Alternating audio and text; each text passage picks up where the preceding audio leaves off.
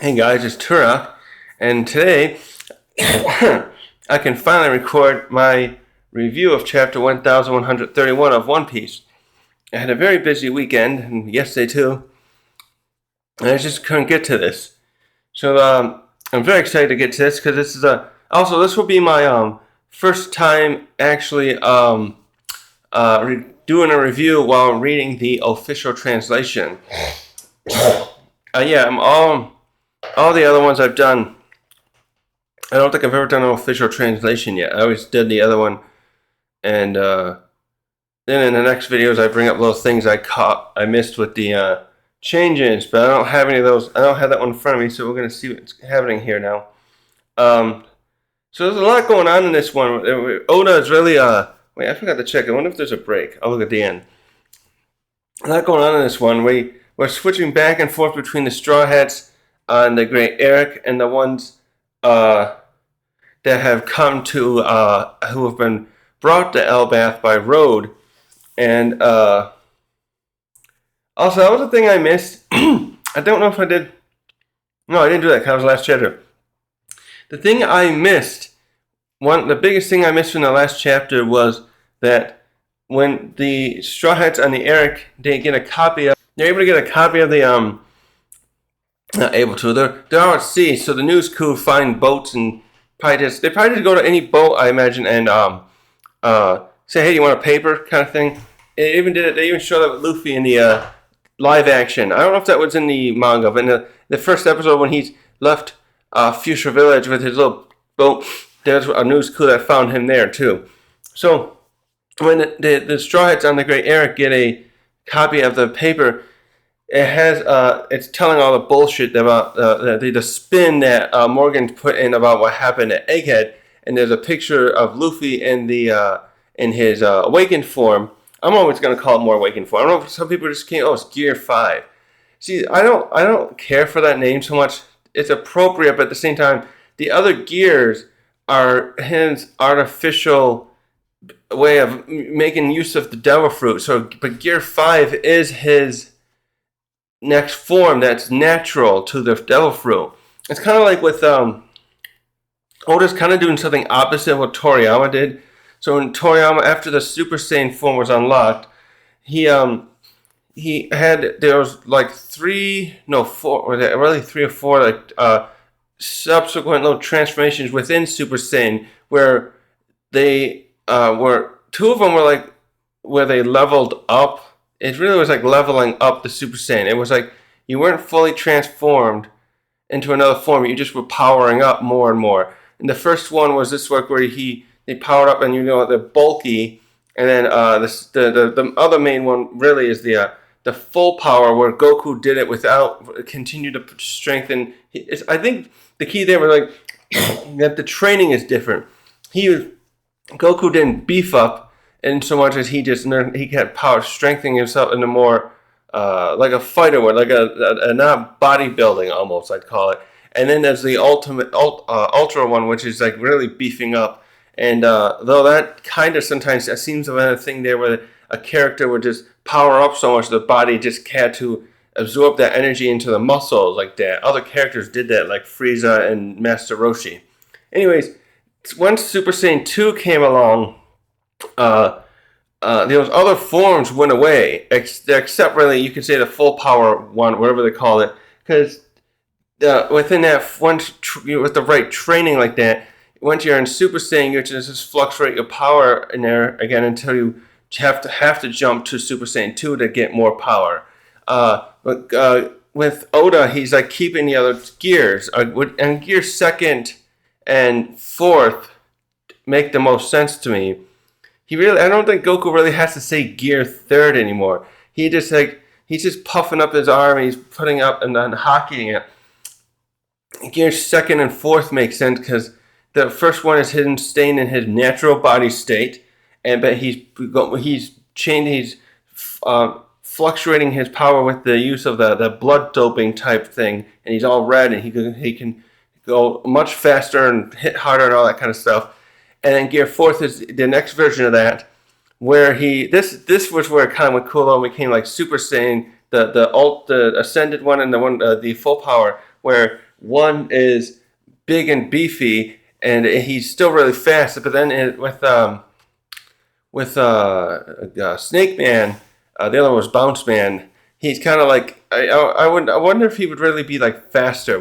When he used that form, he was really focused on using that so he could I think put more effort into his punches so he can make him move faster. Because he had that one he used against Doflamingo that was similar, but when he fought Katakuri, he had to use Snake Man to have a chance.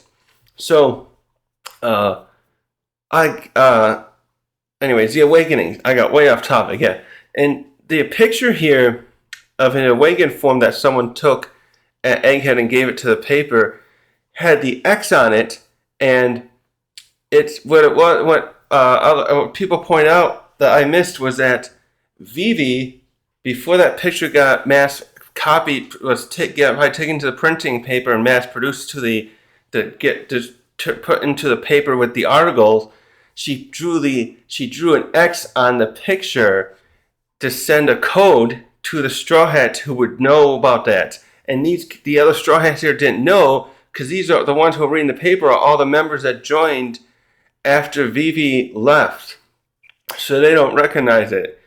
I'm still surprised that never was brought up though, but it's a cool way to put that in here now. So once the other Straw Hats reunite,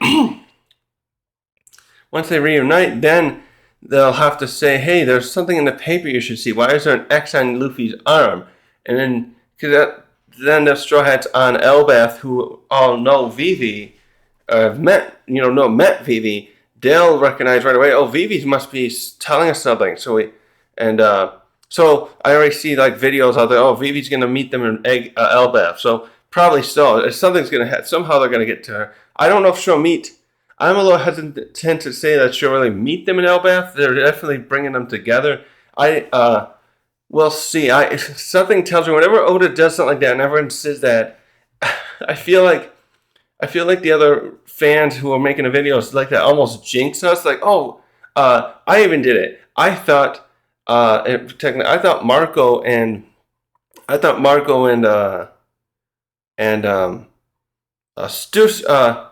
Stussy were going to arrive at Egghead and help the Straw Hats, and it never happened. So I had that fan guess. Now that people are pointing out, oh, Vivi's going to arrive at Elbaf, my gut is telling me it won't happen. We're probably going to have to go the rest of the arc without seeing them and meet somewhere else. But now by doing that, hopefully I'll be wrong, because I do want to see her reunite with them sooner rather than later. I just don't feel how she'll be incorporated into the story here.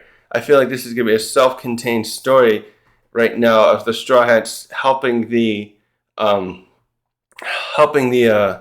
Elbaf with whatever conundrum's going on that seems to involve Loki here. One sec here. Oh, I had to stop there a second. I want to check if this echo in here is being caught in the recording. It looks like it's okay, but I keep hearing. I got a small high ceiling room, and I feel like I have to soundproof it somehow, but it seems like the mic is not making it sound worse the way I thought it was. So anyways, the Straw Hats have separated, and at the end of this chapter, so in the beginning we had a small mini adventure where the Straw Hats found the first six got caught by Road. He put them into his little diorama. What do you call that? I just was calling it an enclosure. It's a Lego thing. He's got all these other people captured in there. They're playing along. They escaped, and he severely underestimated the Straw Hats. I don't think Rhodes not a fighter though. He's the what was he again? He's the he's navigator, right? Road probably doesn't have any combat experience then, and especially so with humans. Look at Dorian Bragi. They know the respect Shanks. They've met him. They must have met him before. I think Road has not been out enough in the world to see how strong humans can be. So he's totally disregarding that. What's his name? Hajrudin, who's the other prince of Elbaf, has said that he has what do you call it? Fealty to I think I'm using it wrong. That he's now become taken himself and his crew, but made them subordinates of Luffy. And Road didn't respect that. He thought that was foolish to do. So anyways, the other Straw Hats got out and were trying to escape from Road and head up to the other farthest bridge. When Luffy left to go down to the forest, they went below, and he found Loki. His observation hockey probably like sensed Loki's presence. I still gotta go back. I want to go back, especially Dressrosa at some point, and see what that. Because I think when it came with Viola. Oh wait, no, they did show the other way. That's right. The little girl in Skypiea was always able to sense. She was sensing all the people being killed in Eneru's sick game, and I guess Kobe did too. So we're seeing that Luffy's observation hockey is very similar. He senses presences, and he thought it was Loki's was unusual enough to just like, hey guys, I'm gonna go right now. I don't know if he meant for them to carry on ahead or follow him. But at the end of the chapter, he found Loki chained up against the tree. Okay, wait a sec.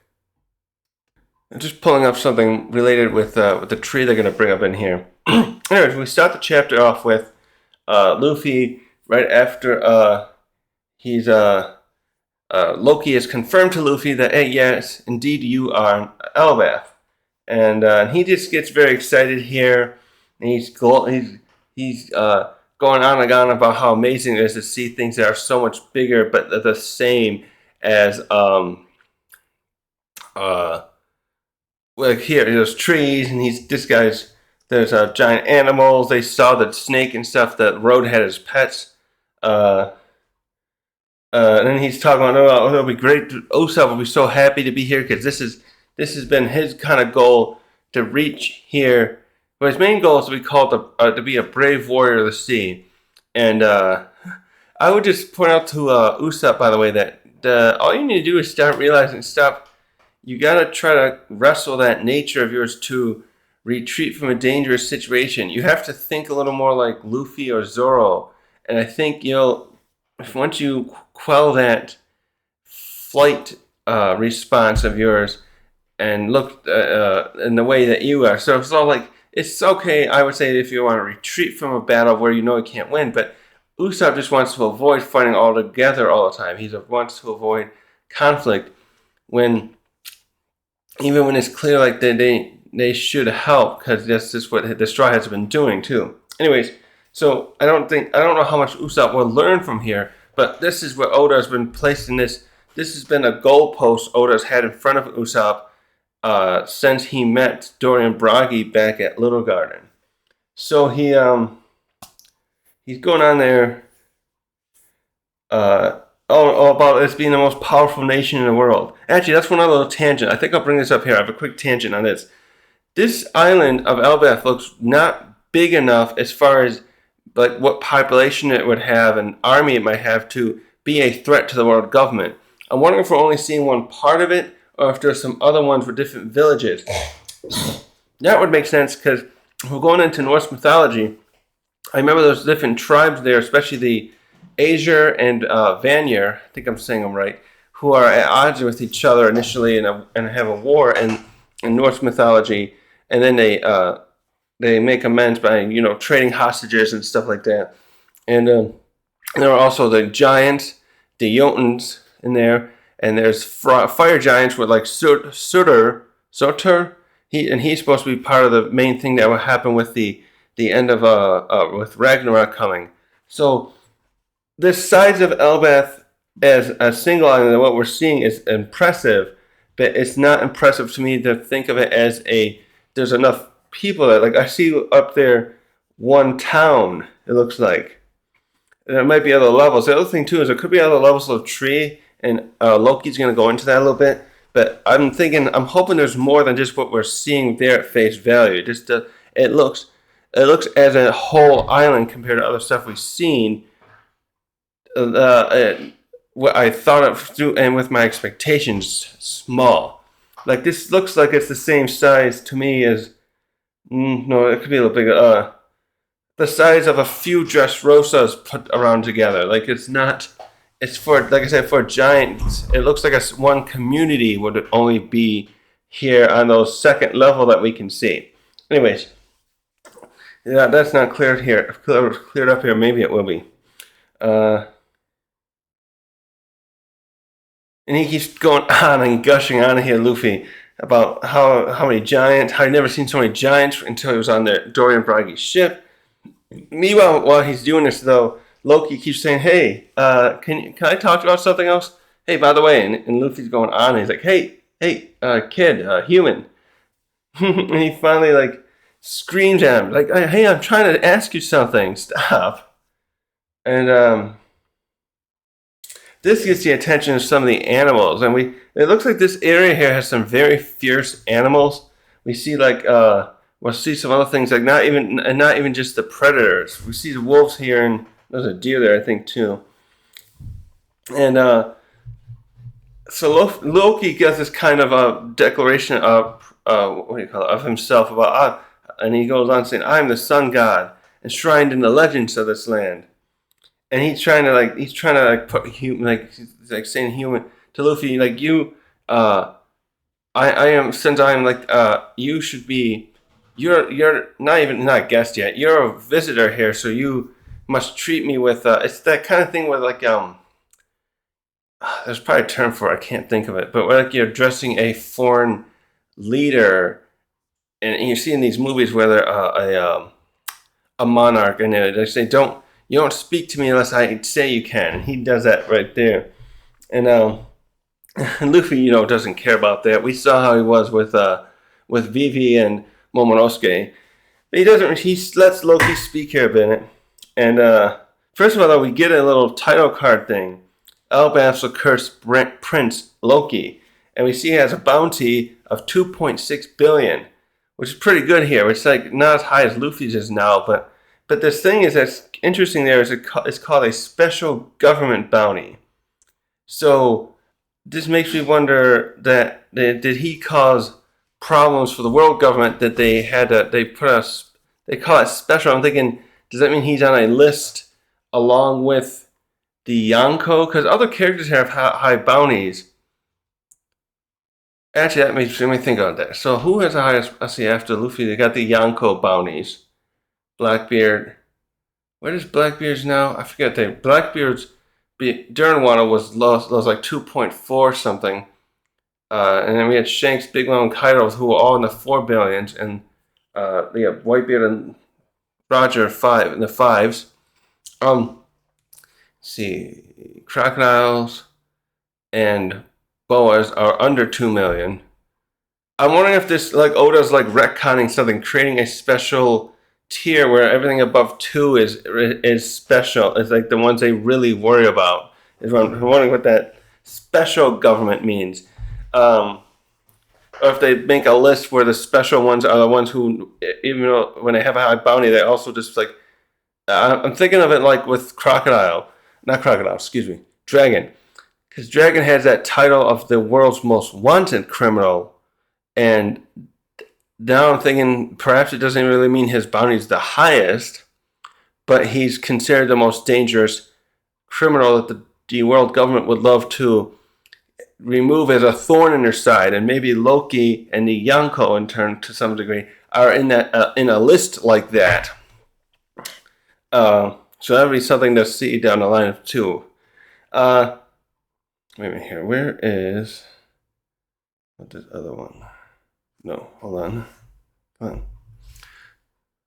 I'm gonna pull up here so I can see this. This one's better. So Loki goes on by saying, "What do you make of this situation?" And Luffy's like, "Well, I can plainly see you're chained up." Also, by the way, I think we pointed out, but Loki has the bandages over his eyes. And I'm wondering if that's going to relate later to his the myth where he's been imprisoned, and they had a snake dripping venom over his eyes. So maybe his eyes have been damaged. Oh yeah, Oda likes to do that kind of stuff with eyes, doesn't he? We got Zoro and Shanks and Doflamingo and now Loki that have damage to their eyes. Well, Shanks has the scars over and above, but we don't know about Doflamingo. We've never seen his eyes, and then we don't see Loki's here. and Zoro's eye is closed with the scar.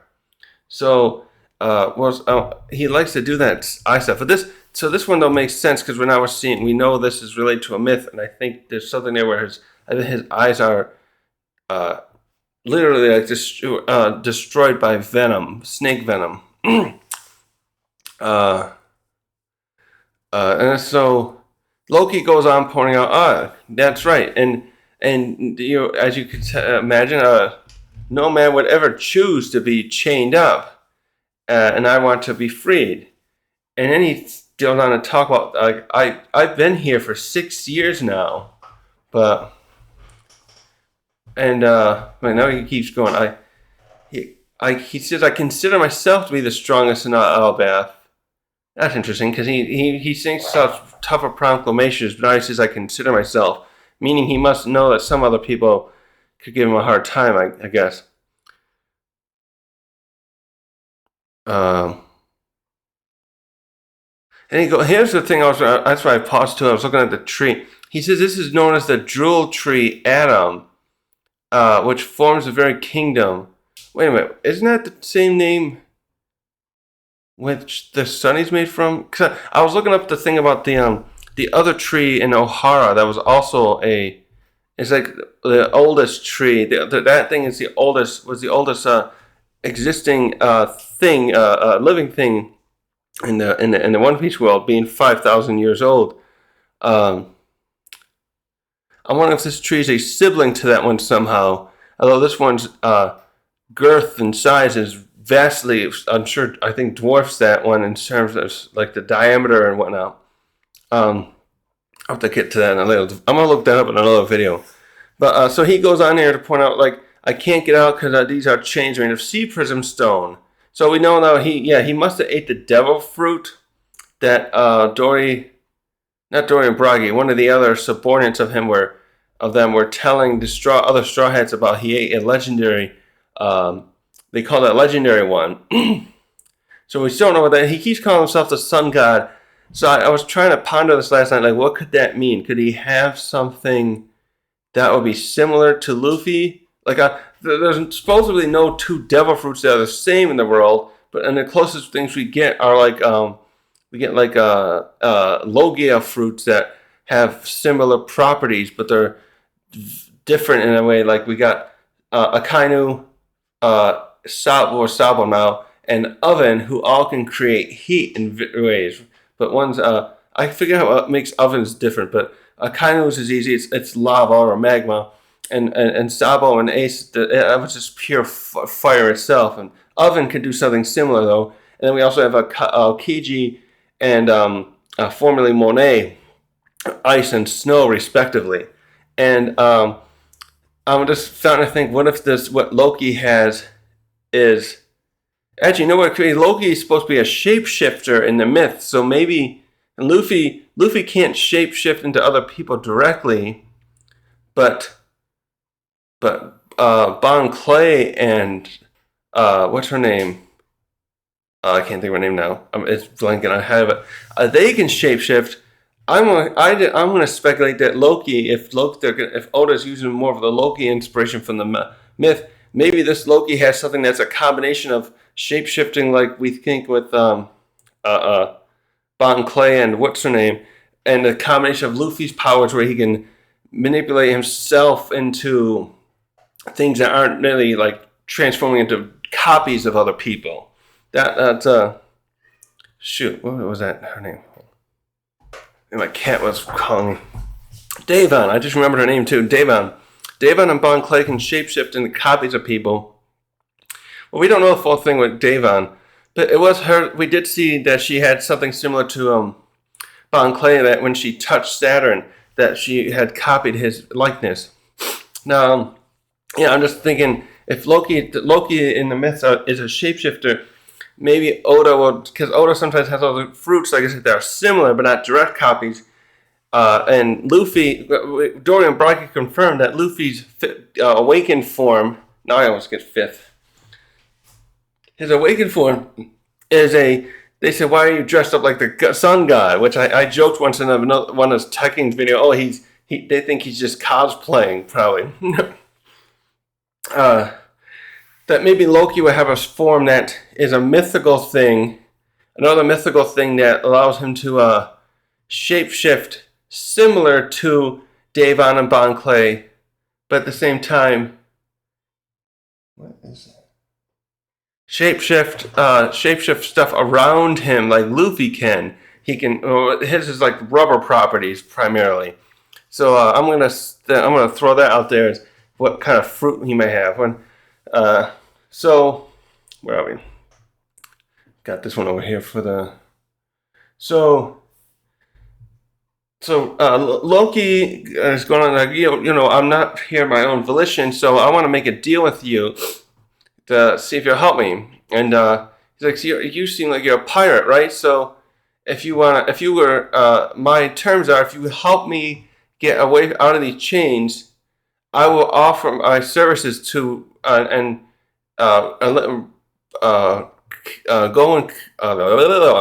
destroy any rival pirate crew that you have, and any that you want. You tell me which one, and I'll go after them. And he's like, hey, if you think this is acceptable, I need you to go up to the village and get the key to help me out. Actually, that was something I was just thinking.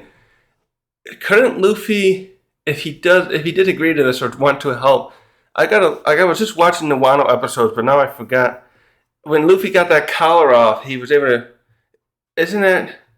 I'm just thinking, were those collars sea prism stone? I'm wondering if Luffy's use of the advanced Rio Haki. I like the Rio name because it sounds like a good name for the advanced one. Though that was the Wano name for Haki. If he uses that advanced Haki, could he destroy chains with that? Is that a counter to sea prism stone? I want to look into that after this as well. I don't think he really can, but I'm trying to think what those collars. I thought those collars. No, that couldn't have been sea prism stone because he was using his. There was something he couldn't break himself. He needed the Rio Haki to destroy it, but then he was able to use his devil fruit powers because they took off the cuffs that were definitely sea prism stone. They were having him wear for weeks up to that moment where they were forcing him to do that competition to try and break his spirit. That Queen headed up. No. As he's doing that, they start hearing noises here, and I think the animals are basically approaching, and they're doing a kind of like what they did with some of the Jurassic Park movies or something else where like the trees are creaking and you hear footsteps coming. They're using the text still has I think the Japanese and so the sound effects. No, I can't see them. Crack. Okay, because they have it next to them. The Japanese text. And so Loki's like, I won't force your hand, but I should mention to you that this is the lowest plane of Elbaf, the underworld. So he's trying to imply to Luffy here, like, this is a very dangerous place. You might want to help me out so that I can help you out. So I think he's underestimating Luffy's abilities here. And he goes on, this is where criminals who have been found guilty of a crime are thrown to. And this is both a prison and an execution yard. And here's a double page spread. And he says, if you don't believe me, just go down and dig up, just push aside some of the snow and you'll find bones of all kinds of manner of people, men and women, or men and giants, excuse me. And out of the woods, we first see an ape. Is that supposed to be the other ape? Because they show... At first I thought this was supposed to be an abominable snowman. They show a white colored hand pull out a pine tree and he's holding it. No, and then he just crushes it. But in another panel they show you a gorilla there. And so Loki goes on, this is a mountains that exist for tens of thousands of years. So now we know, this island is older, is a very old place. So that would make sense, because land, I don't think trees grew until, we would have land formations in our world, and trees and other foliage and that grows. Anyway, he says in our mythology here, we call this the first world. And I wanted to pause there. I was trying to research the, wait, I did have that. Where did I put that? I was pulling up a. Did they say which is the first realm? I was pulling up all the realms of the realms of the Norse mythology, and again, cause most of these are like where they mention that certain races live, like Jotunheim's where the frost giants are, and there's one where the dwarves are, etc. Hell. This is what I'm thinking is referencing hell, and that's why I want to bring it up. This is supposed to be. So I'm wondering if hell is going to be and also Fenrir, the wolf who Hel and Fenrir are Loki's children in the mythology, and I'm wondering if this is going to be hell's going to be there. But he calls it the first world. Wait, which one was the first world? There's, oh yeah, the tree Yggdrasil was first thing. Oh yeah, it was bordered one side by Muspelheim and icy Niflheim.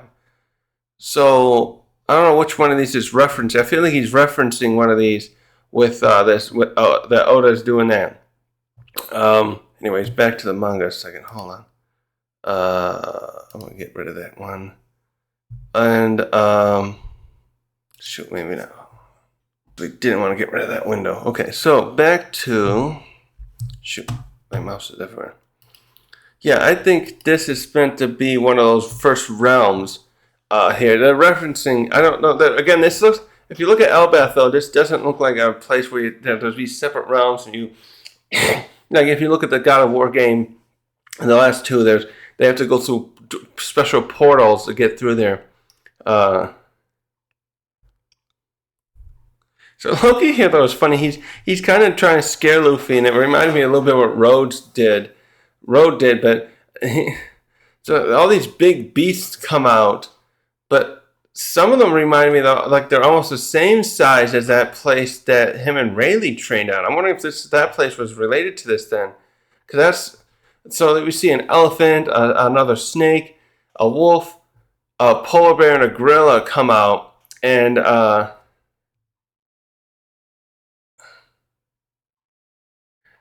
so Loki's continuing on his little statement about how scary it would be here. This place is where he's like this, where only the sun is a dead memory. Where the sun is only a dead memory because it's too much like cloud cover here, I suppose. That makes sense too. If you look back at the Elbath image, there's probably just the distances of the between the areas are probably so great, given that this is a giant area that it's like if you travel up a huge mountain and you can't really. There's probably cloud cover there, and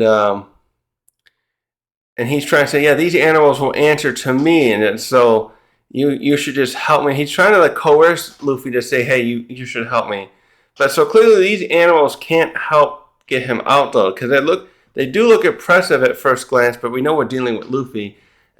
We know who the opponent is. Also, we see some other humans come out here, and they're dressed rather weird. I'll get to them in a second. Yeah, so you see, it looks like the animals are trying to intimidate him. We had the Yeti one. I was thinking of it as crushing trees. The Viper shows here. He goes up to a nearby rock and crushes it in his jaws.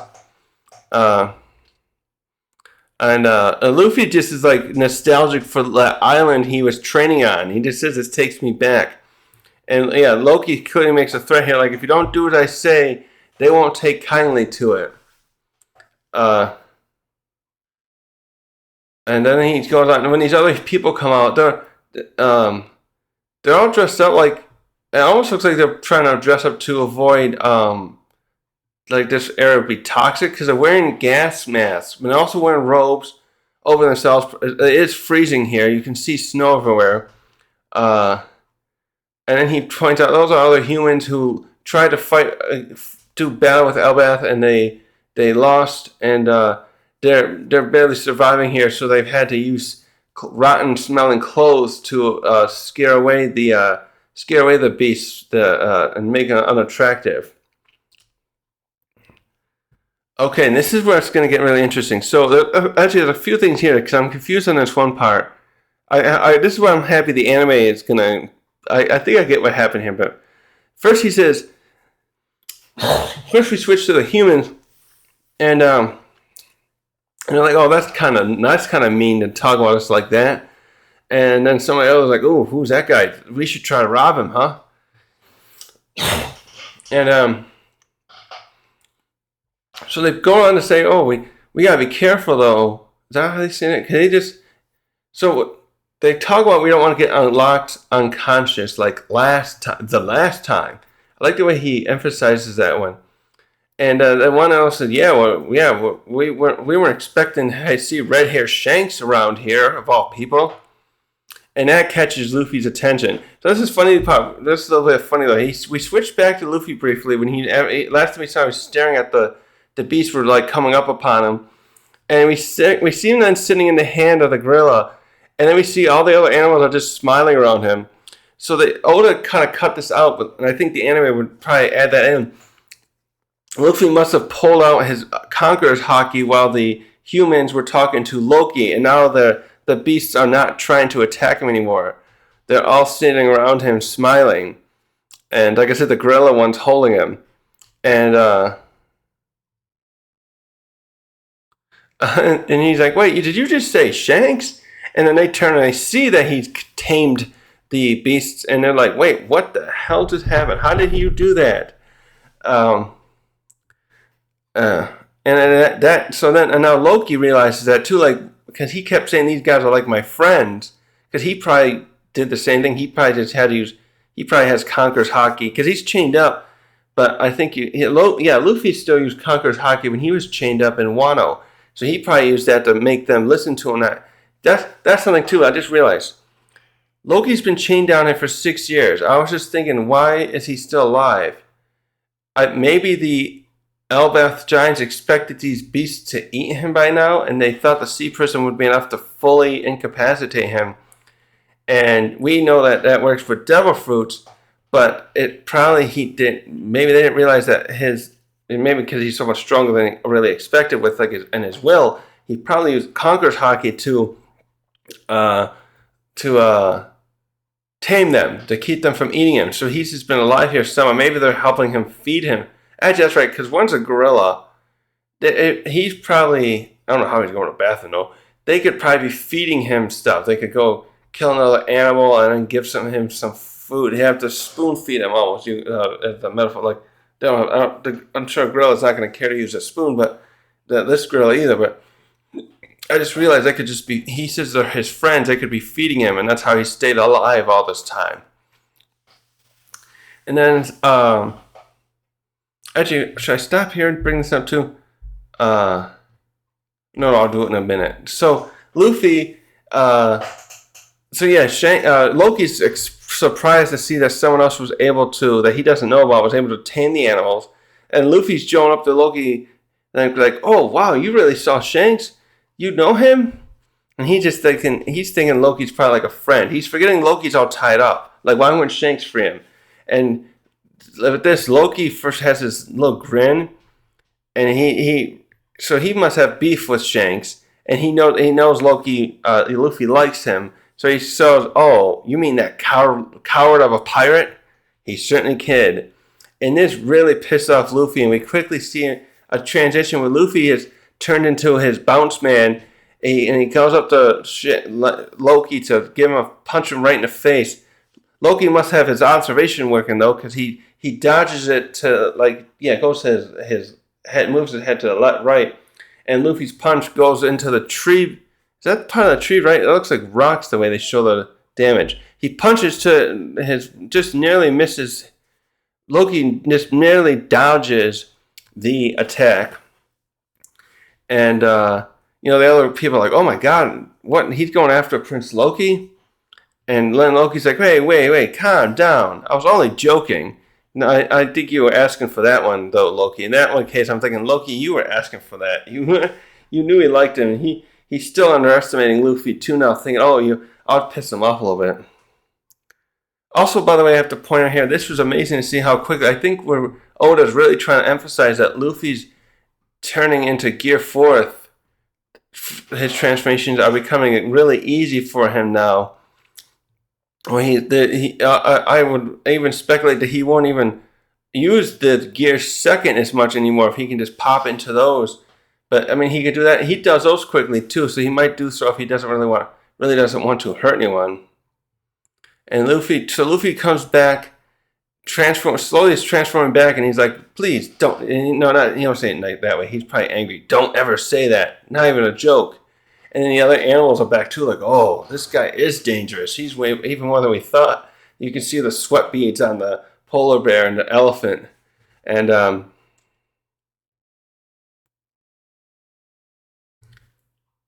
let's see. So yeah, clearly here Loki is pissed off at Shanks. He says, if I get first he's like saying, "Oh, you shouldn't be doing that to me. I'm helpless here." But he starts ranting like, "The instant I get these chains off, I'm gonna kill Shanks." I think he says kill him. I think he's implying Shanks. Oh no, he's thinking that.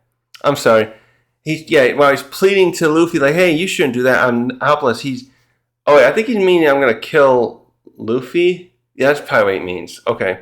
I think he's getting pissed off here at Luffy. He's like, as soon as I get these chains off, I'm going to kill this kid. And Luffy's like, well, you better not make me mad if you want me to hit you again. Next time he says like something like that, I'll punch you right into that tree. And he's just like, you wouldn't dare. So Luffy's like, wait, so why was Shanks here? That could have been reason. Wait, why he was here. Wait, what? Yeah, so he wants to know why Shanks is here and if he's still in Elbaf. And Loki's like, I'm sorry, I won't answer these questions for free. And this is where I think, we're going to switch right now, too. So there's a lot to unpack right there. I want to go over some of that now. Did Shanks come back to Elbaf to ask Loki some questions when he came here? And then when he was about to leave, that's when Kid happened to show up. Also, in that part, the other thing that's bugging me here is that we saw Shanks at like a tavern or an inn on a shore where he could sail out. But we see here, let's go back here. When you go back and look at Elbaf, Loki describes this area as being the underworld, and it looks like it's all snowy. But the area we saw Shanks in was not so. The weather was looked like it was springtime, and it looked like he was on a shoreline. And the other parts of these trees that look like where we see villages are high up into a canopy of the branches that are nowhere near the water. And there's questions there of whether that's what I'm questioning too. Maybe there's another island, or there could be just a shoreline over here, over in these parts that we can't see in this picture.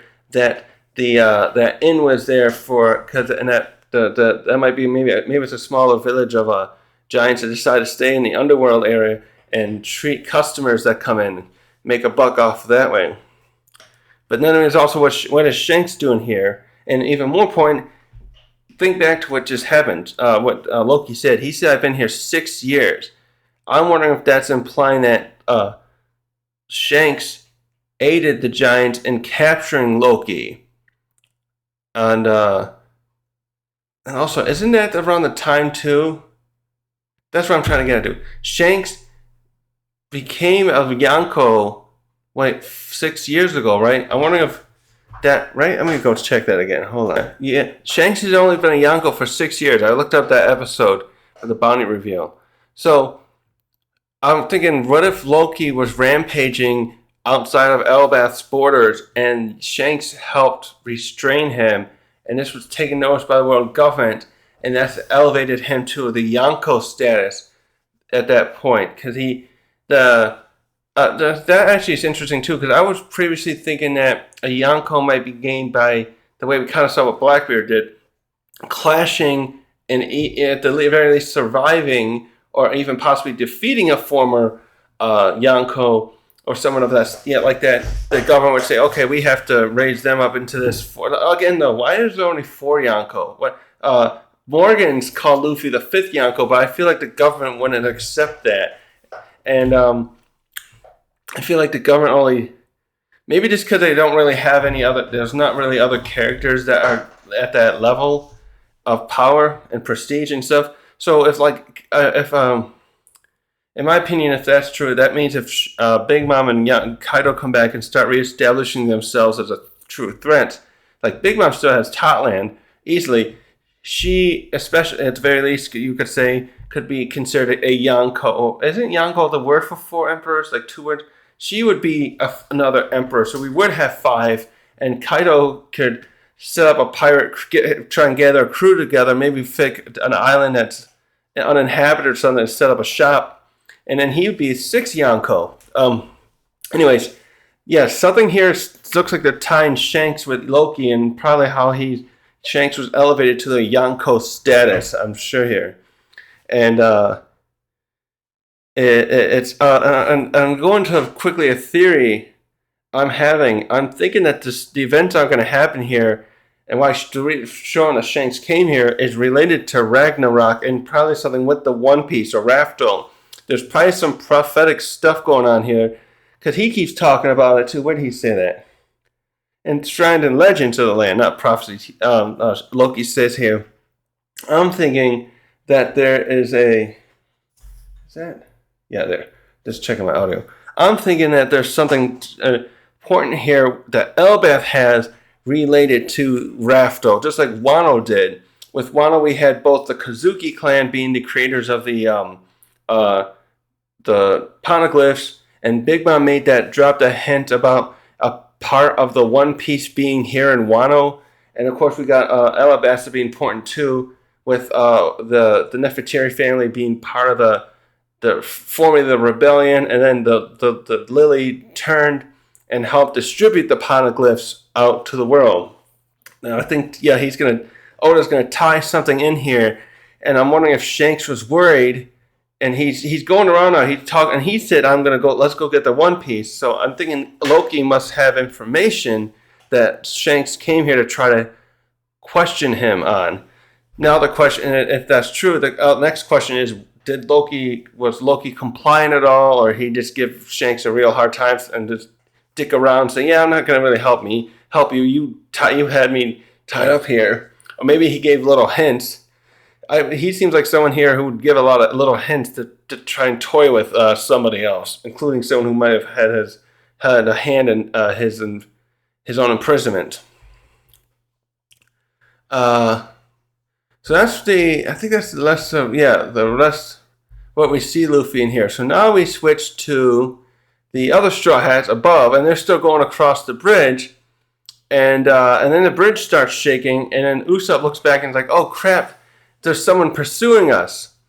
And I see Road, and he's back in his regular outfit. He's taken off that weird his deer getup, and the other's like, "Oh, someone's coming," and Usopp's like, "Yeah, I can see this guy. I don't know who he is, but he looks all charred up and stuff." And so one of the others point out what I just said, like, "Oh, he must be that guy that Nami struck by lightning." And so I think they can assume he's pursuing them, but I think what's happening here, we see that because Usopp says, "Oh, those 2 other giants." Oh wait, what were their names again? Goldberg and what was her name? Hold on, let me pull it up. Gurg. Goldberg and Gurg are pursuing. They're running after him. I think they're pursuing him, and Goldberg's holding up the Sunny, and then there's her owl's flying alongside her. Gurg's owl. Do they have a name for it? I don't think so. And basically, they're coming right behind him, and the other ones are all like, Zoro's like, "Oh, it looks like we might have to stand and fight," and the other's like, "No, let's just get out of here." The others start assuming, "Oh, those guys are probably his friends. We gotta get out of here." So yeah, Nami, how come Usopp isn't? So the others start running. We see Usopp, Sanji's essentially taking charge here, and this is something I do like about Sanji. In other situations, Sanji seems pretty good as a leader. When he's not simping, he's very effective at other stuff. And the others start running. He's like, "We gotta hurry up and get to that village up at the other end of the bridge." So they're assuming they can find safety by getting up to a village and wait for these crazy people here. Actually, I want to stop here a second too and point out, why is it that the new giant pirates have set up a shop in this place called the Underworld? Is this because it's also like what I was thinking with Shanks, and where Shanks was like, this is a good place for them to be able to go out to sea, and the other giants who live above generally don't go out? Like, are they isolating themselves up there in the way that like Wano's been isolated, where they were up on those had that giant walls that keep them anyone from coming up unless they can traverse that treacherous waterfall. I'm wondering about that. I mean, these guys are thinking, okay, we got to get up there to the village. We should be safe there, I think. And that's what I was going to say, too, is funny is Nami, smartly, she's riding on Chopper. He's in his zone form. I'm going to like his full reindeer form. And but Usopp's still trying to run along on it. And it's like, I think he should be riding with Nami. Because I know if I was him, I'd be like, because the way those planks looked before, I was thinking it'd be hard for them to jump. Yeah, they would. Because some of the planks look like they'd be dangerous to jump across for a normal human. But like Chopper would have no problem in his deer form, and Sanji and Zoro certainly had no problem. Sanji could even like go ahead and look at his what's that ability he's got? Anyways, so they start booking it, and so now we switch to somewhere else, and we catch up to the two other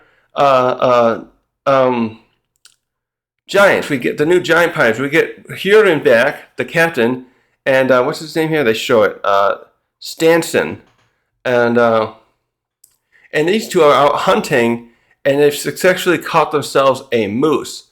Although this thing looks extremely demonic, and the antlers really aren't correct either. But they're standing on top of this moose that looks like it's so big they could ride it easily. It looks almost like compared to them, that'd be like an elephant-sized animal almost compared to their size. Like if you scale them as humans. And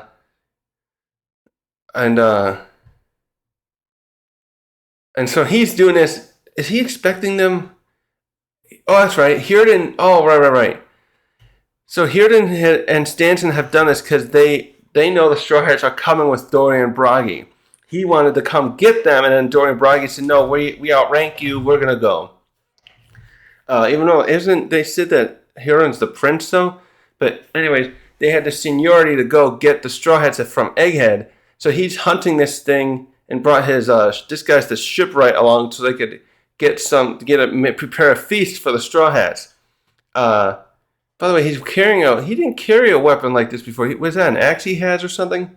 He's got something in his one hand. I can't see it. And Stansen's carrying a large hammer. Though this isn't probably like Mjolnir. It's also got, for one thing, it's got a handle so he can wield it with two hands. And then, yeah, so Hajrudin's going on saying, oh, these things don't live in the upper forest, and the meat is so exquisite. I can't wait to see the excitement from the Straw Hats. And this thing is huge. And Stansen's thinking about how are we going to get it up there. So he points out something new here we'll be learning about. He calls us a painter. And he says those sunstones don't work when it's snowing. So they have something else here, probably maybe it's more of a magic or something, or technology, that they would probably be able to traverse from the lower realm to the upper realm easily, but it won't work there while it's snowing. And Hajrudin's like, whatever, let's just suck it up and carry it. And he's like, we have to get it up there. This meat is for my saviors. And we get a brief little panel where it shows that Hajrudin was there because he wanted to get the Mera fruit at the time and have it have that power to be the king of the giants, right? So maybe that's probably right. There's probably different princes. Maybe a prince isn't the right title. Maybe there's like different noble families or more established, powerful families, and you could call them nobles or something. And he's just one of many. So he wanted Mera to have an edge to supplant somebody else or to quell his rivals or kill his rivals even, and become the next leader. Because a brief thing, I was listening to a show about Vikings, and sometimes these Viking lords, these people who lead led expeditions to raid and pillage, they weren't always guaranteed their leadership. If they didn't keep their other close comrades, you couldn't really call them comrades, their closest other leaders happy, they could be usurped easily and have someone else, like a mutiny almost. But it's like this wasn't like an absolute monarchy where the king and his line is meant to continue on, and everyone else absolutely always follows the next leader's children. You have to prove your strength. So they said that Hajrudin's a prince, Loki's a prince, and Loki, though it caused trouble and had to be locked up. And they have a little thing here talking about how Doflamingo had turned Hajrudin into a. They don't say that directly here, but he got turned into a a toy by Sugar and Luffy. When saved him, he decided to become one of subordinate to Luffy. So we get back to the present here a little bit, and so Hajrudin and Stansen lift up the thing under themselves, and look at that. Yeah, when you look at his body there, they called it a moose, but this thing looks like it's just a dinosaur with antlers. Really, it's got like a lizard-looking body. Like I saw the teeth here, and I forgot to mention there's no hair in its face except for the head. And then when you see him lifting it, the tail, you can see the tail and the part of the torso, the lower part. And it's all scale looking, like no hairs on it, which actually looks a little off, more so though, because this is supposed to be a freezing area. I don't know, how would this thing even be alive here? The only hair we also see is its mane. So, see, what else? So they see, here, Hajrudin says to Stansen, see, we can do this ourselves. And then he starts singing a song, like, we are the mighty warriors of Elbath, etc. And... And then we get a little panel now with the refreshing us on this crew thing, because I think Oda only showed this before, at least what I know of, is the cover pages during, I think it was Totland, and they had a cover panel for each of these guys and the lady back then. And the new giant pirates, and it also says below, self-proclaimed Straw Hat Fleet. And it continues a crew of 5 younger giants from a generation after Dorian Bragi. And we get the title. We see Hajrudin at the top. He's the captain, and the other 4 and what their occupation is. We've got Roto. Oh yeah, Roto. I kept calling him Rode. I thought Roto the navigator, Stansen's the shipwright, Gerd is the doctor, and Goldberg is the cook. So cute together. And so now we switch back briefly to the other Straw Hats and find out where they are. So the other Straw Hats are going, and we get this.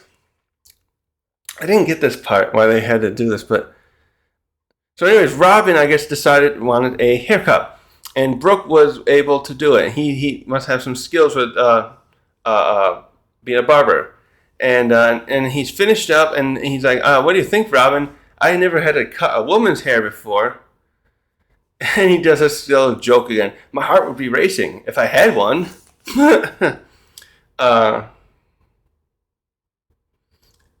And then the others are we have Lilith here again. I love seeing her here because she keeps laughing at. She looks like she's having a good time being with the Straw Hats. She was laughing at something Frankie said in the last chapter. She's like, "You don't have a heart. This is so unscientific." It's like she's enjoying. I think she's like enjoying seeing things that don't make sense to what she has been studying her whole life. And then the other Straw Hats, and Bonnie's there too. Bonnie and the others like, "Oh, you look really cute, Robin." And Frankie's like, "Yeah, that's the look you used to have, right?" It looks, and Shinbei's there complimenting her. And I was trying to look back. Yeah, it looks like she just cut her hair to have her bangs down over her forehead. And the way Oda draws her, though, she almost looks like I was thinking about that movie where they had that film. It's the only film I've really watched, I think. Film Z, and there was a character in there who could de-age people, and I don't know if the character was a he or she, but Robin and Nami both got de-aged 12 years, so Nami became a kid, Robin was back to 18, and yeah, Robin looks like she's 18 again, and see, yeah, I was trying to look back, why did they show her hair here?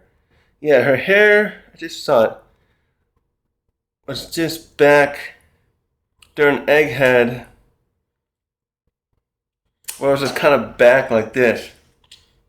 I have to check more images.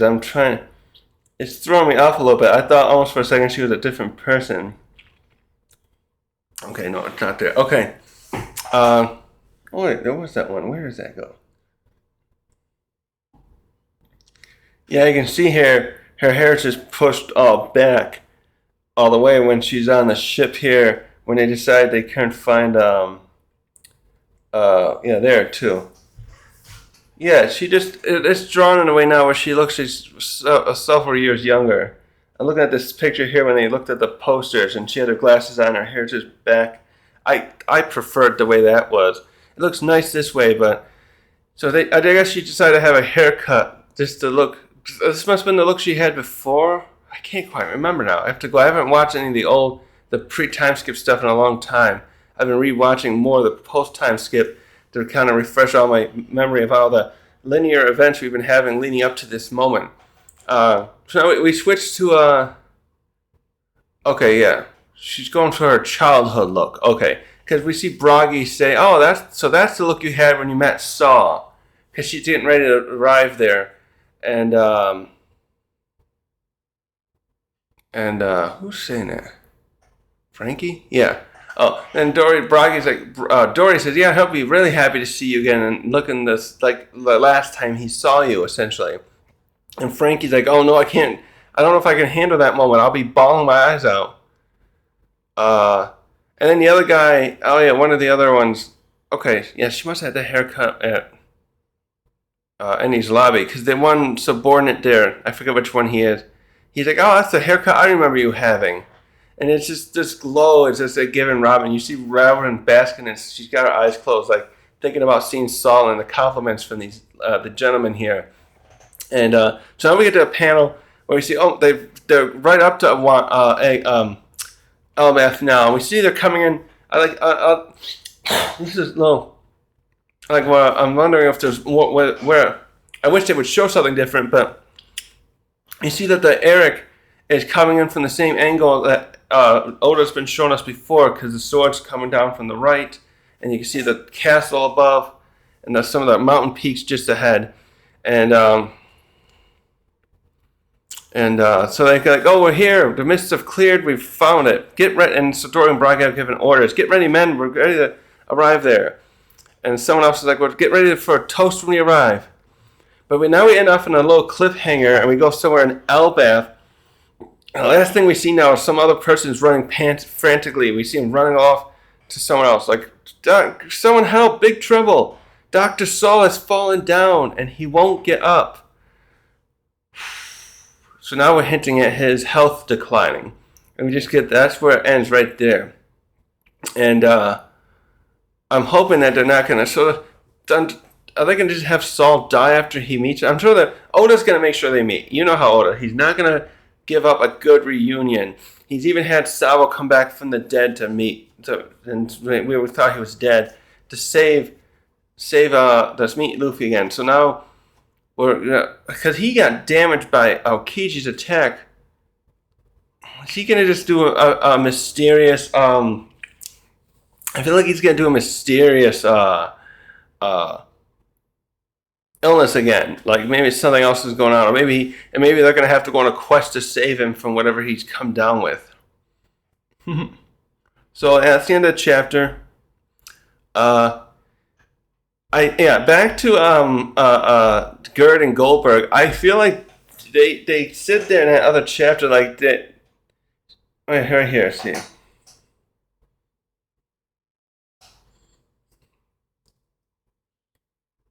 She must know that he's up to some weird stuff. Gerd, the doctor of the new Elbath pirates, that Rodo is up to no good. And then she must have checked out. They must have saw he was they must have smelled the smoke. Actually, that would be why. Luffy and the others caused a fire, so they probably tracked down this fire, saw his room, found him knocked out, and saw what he's been doing. And so I think what's happening here is they're chasing after him, like, "You son of a bitch, stop doing this weird shit." So and Gerd, not Gerd, the other one, Goldberg is carrying this ship along.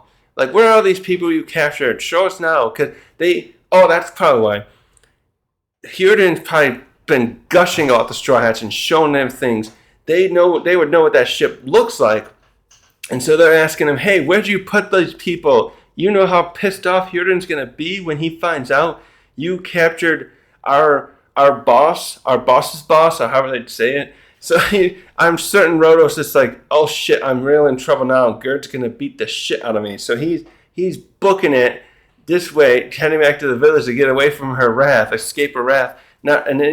So the other Strides are just thinking, oh god, they're coming to get us. We have to get out of here.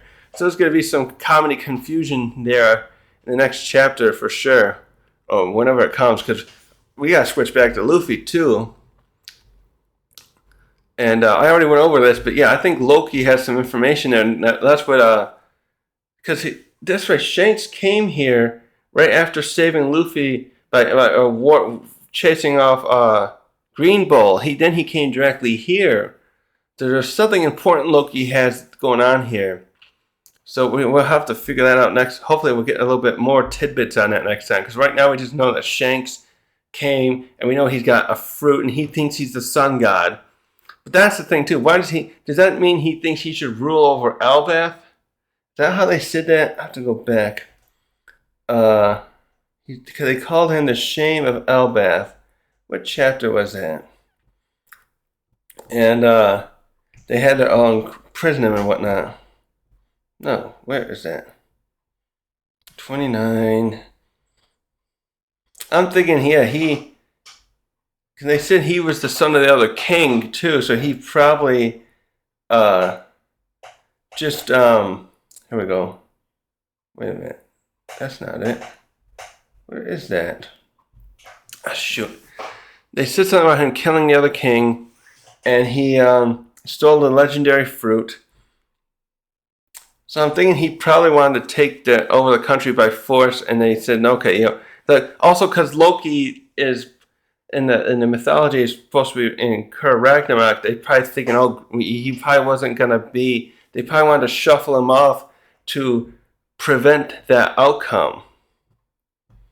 Where did that go? Okay, hold on. And the way I'm understanding this, I found the page. The Hajrudin and Loki would be brothers.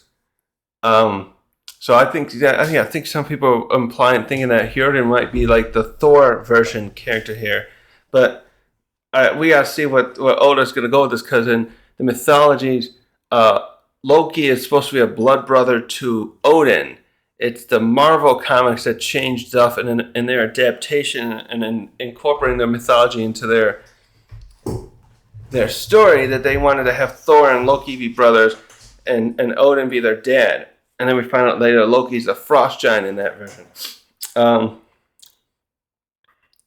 He's got the love devil fruit. Something else too I find funny here I was thinking about is, if Loki is the prince now, if Big Mom had successfully got Lola to marry Loki, and then he caused trouble and got imprisoned, I think that would have kind of ruined any hopes that Big Mom had the giants on their side, because they would say, well, we can't follow him anymore, so I'm sorry, any kind of benefit you wanted from us is null and void. And so what she probably would have done then, though, I bet Big Mom would probably say, "Oh, can I marry Lola to Hajrudin?" Then she probably would have done that. Yeah. So